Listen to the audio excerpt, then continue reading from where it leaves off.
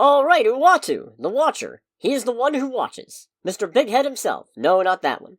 The Watchers are actually an entire species, possessing phenomenal cosmic powers and fantastically advanced technology, but swore to an oath of non-interference after their first attempt at helping other people went disastrously wrong. Uatu, the Watcher who surveys Earth and its sector of space, has a habit of ignoring this oath.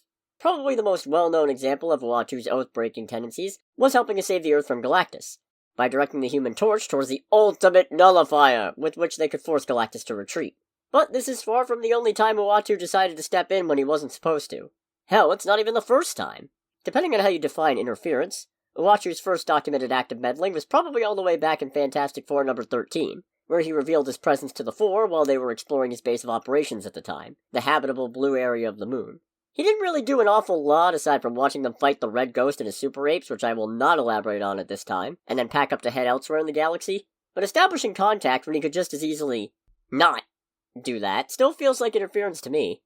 But if you need a more direct example, you need only jump ahead to issue number 20, where he briefed the Fantastic Four on the origins of Owen Reese, the Molecule Man, and then popped back in once the team had thwarted Reese to bring the Molecule Man into containment, reasoning that his ability to manipulate matter at its most basic level made him too dangerous to leave running around. Which is probably true, but that still seems an awful lot like interfering to me. Anyways, the Watcher quickly made a habit out of sticking his nose where he technically wasn't supposed to, and he also started peeking into other universes here and there, making him the typical narrator for the What If comic series. In fact, a lot of the time he manages to interfere just by showing up, because his mere presence tends to clue heroes and villains alike to the fact that something big is going on. Oh, and like most comic characters who have been around long enough, he's died once, having been ambushed by a few lesser-known supervillains, surprised he didn't see it coming, and then finished off by Nick Fury for infuriating reasons.